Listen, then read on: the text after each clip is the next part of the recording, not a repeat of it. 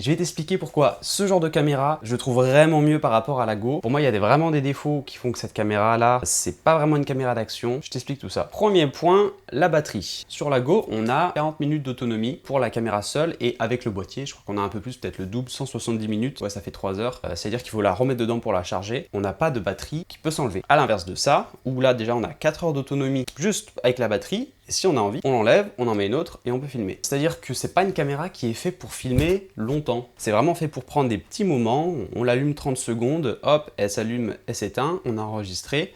Mais par contre, pour faire un point de vue pendant une journée entière, ça va être beaucoup plus compliqué, on va pas avoir confiance parce que elle chauffe, on sait qu'on n'a plus beaucoup de batterie, tout ça. Quand la batterie est vide, faut la recharger, on peut plus l'utiliser. Au long terme, ça veut dire que vu que c'est une toute petite batterie lithium dans la caméra, au bout de peut-être 2 ans, la caméra, elle est morte. La batterie dedans est morte, on peut pas la changer.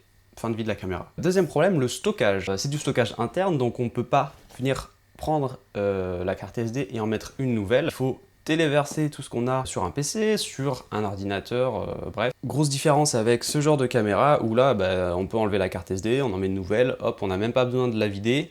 On peut repartir, si on met une carte de, je sais pas moi, 1 Tera, on peut filmer une journée entière en 4K sans souci. Voilà, c'est moins prise de tête. Le troisième problème, ça va être plus sur la fixation de la caméra. C'est une caméra qui justement est miniaturisée, donc ça c'est le gros avantage, on peut la mettre un peu partout. Elle s'attache avec un système d'aimant. Moi personnellement, je l'utilisais beaucoup. Je la mettais ici avec le pendentif aimanté. Très pratique, c'est léger, on l'oublie presque. Mais justement, on l'oublie, et du coup, qu'est-ce qu'on fait? On vient faire des trucs et tout, et en fait, la caméra elle tombe parce qu'elle est juste aimantée, elle n'est pas attachée avec un système comme on a par exemple ici avec un aimant et vraiment une pince qui vient, en fait il y a un clic, on peut pas l'enlever comme ça sans faire exprès. Ce qui fait que la Go, voilà, elle tombe par terre, c'est tout petit, on peut la perdre très facilement. Pour une caméra qui se veut une caméra d'action, une fois qu'on l'a fait tomber une première fois, on a peur qu'elle retombe, et c'est pas très sécurisant. Après il va y avoir d'autres attaches où on peut toujours l'aimanter, mais ça reste quelque chose qui peut tomber. Il n'y a pas de vis dessus directement sur la caméra. Ou alors il faut attacher le boîtier, mais du coup c'est pas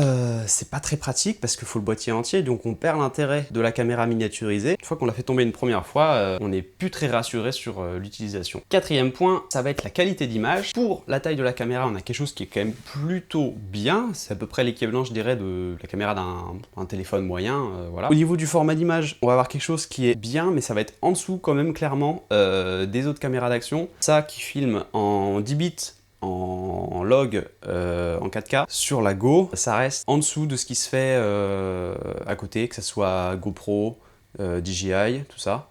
Voilà, c'est une caméra miniaturisée, mais forcément, on perd un petit peu, un peu partout le log.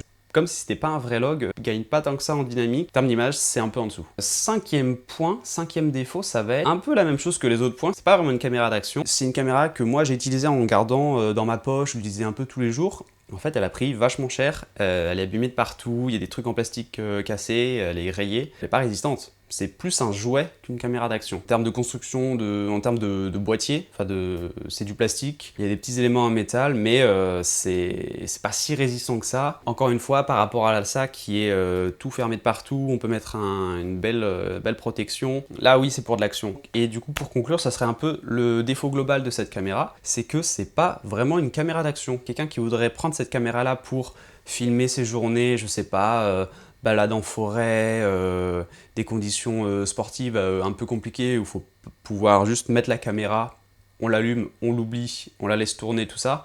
Et cette caméra-là, la Go, elle n'est pas faite pour ça parce qu'en termes de batterie, en termes de stockage, en termes de résistance, en fait, c'est une caméra qui va être bien pour prendre quelques plans par-ci par-là, mais on n'aura pas quelque chose d'assez robuste, d'assez résistant et qui va tenir dans la durée.